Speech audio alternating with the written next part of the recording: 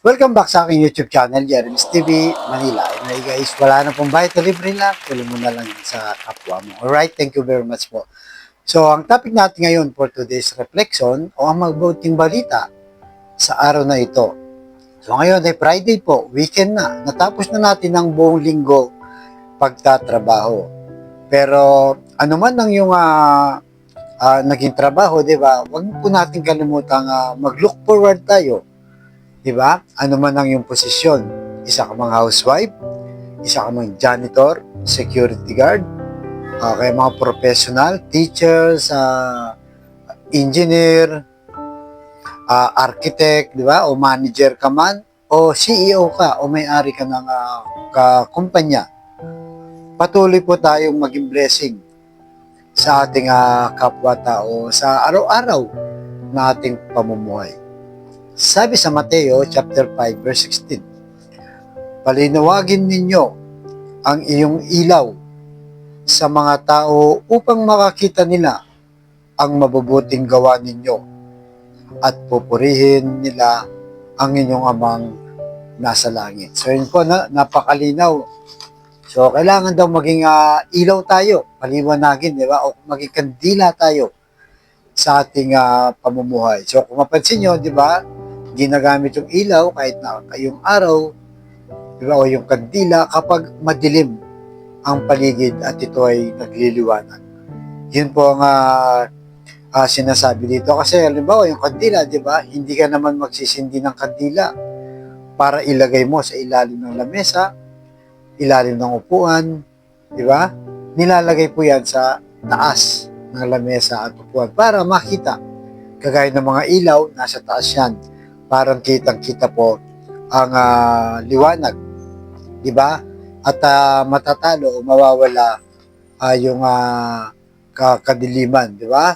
Kaya kung ikaw ay isang empleyado, di ba? O may-ari ng kumpanya, kailangan yung ginagawa mo maayos, di ba? Nagpapasahod ka ng maayos, di ba? Yung tama, yung sapat lang. Kung may OT, babayaran mo. Lahat ng mga benefits, di ba? Binabayaran sa gobyerno. At kung empleyado ka naman, gagalingan mo siyempre yung trabaho mo, pumasok ka ng maaga, tapusin mo yung trabaho mo, para sa ganon, yung nakikita po yung kagandahan loob natin. Diba? Na nagiging excellent tayo sa ating trabaho para papurihan ang Diyos o yung pagbibigay naman ng tulong. Diba? Minsan may mga case po, diba? Sitwasyon. Halimbawa, meron kang kamag-anak o kaibigan, talagang walang-wala. Diba? Sa financial, gipit na gipit. Nagkataon, nagkita kayo. O pinuntahan mo, namasyal ka, diba? At naabutan mo siya. Sabihin mo, 500. Sa panahon ngayon, hindi na po ganun kalaki yung 500. Pag naabutan mo siya, nabigyan mo ng 500, ano ang maririnig mo? Karamihan sinasabi, ay thank you Lord, di ba? Ay salamat po Lord. So dahil doon sa ginawa mong kabutihan, simpleng kabutihan lang, pero napurihan ang Diyos. Di ba? Yun po ang sinasabi dito na sikapin po natin na maging huwaran tayo o maging modelo sa ating araw-araw na pamumuhay upang malalahat, di ba? Lahat ng nakakita sa atin ay magpapasalamat sa Diyos. At yun naman po talaga ang dapat. Dahil lalo na kung maluwag-luwag ka naman sa buhay, marami kang sobrang pagkain, pwede mo namang iabot sa mga taong nangangailangan. Di ba? Kasi napakasimpleng bagay pero malaking pasasalamat nila sa Diyos. So, sikapin po natin sa ating buhay na maging liwanag, kumbaga, sa ating pamilya o sa ating kapwa-tao.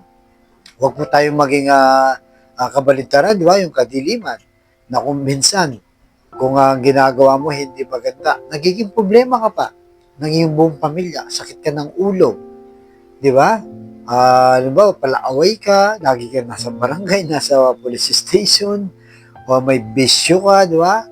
Yung dahil lulod ka na sa bisyo, wala ka ng pera, binibenta mo na lahat. Ganon din sa mga drugs, at kung ano-ano pang masasamang gawi. So, iwasan po natin yan para hindi tayo mag-sakit ng ulo ng pamilya, di ba? Ay kumbaga, kung minsan, di ka na nga nakakatulong sa pamilya, tambay ka na nga, gumagawa ka pa ng hindi maganda. So, paano pa sasalamatan ng Diyos, di ba? Kung yung ginagawa mo ay puro problema na lang ang dinadala mo sa pamilya. So, kabaligtaran po nun.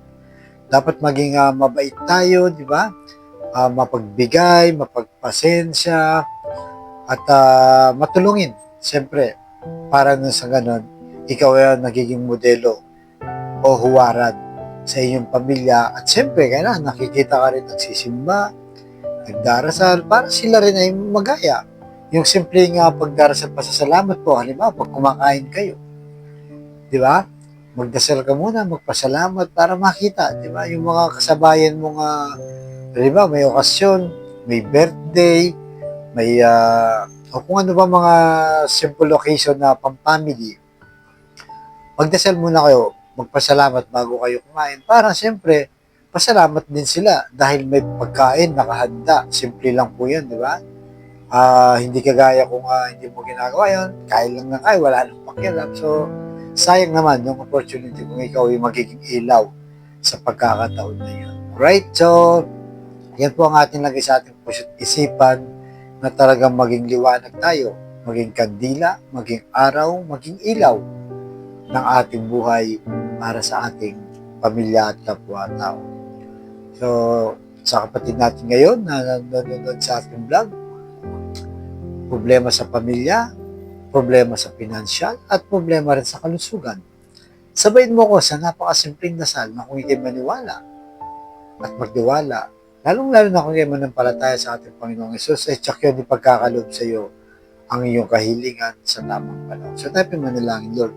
I-bless niyo po ang kapatid namin nanonood sa aking vlog na malubhan na po ang karamdaman. At lahat po na may karamdaman na nanonood ngayon, iyo pong pagalingin. Ipuhin niyo po ng iyong mapagpagaling na kamay. Haplusin niyo po, tanggalin niyo po ang lahat ng kanilang karamdaman.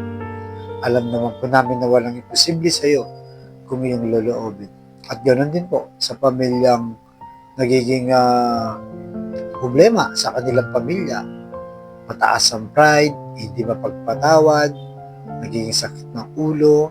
Ipuhin niyo po ang kanilang puso na maging liwanag sa kanilang pamilya, maging huwaran at modelo para sa ikabubuti po ng pamilya at ikakapasalamat po sa inyo. Ipuhin niyo po ang kanilang puso, Lord, na maging mapagpatawad sa isa't isa at lalo na yung mapagmahal sa bawat miyembro ng pamilya. At ganoon din po sa financial na kailangan po namin lahat, lalo na po yung mga kapatid namin walang-wala. Ultimo pambili ng 1 kilo lang ng bigas.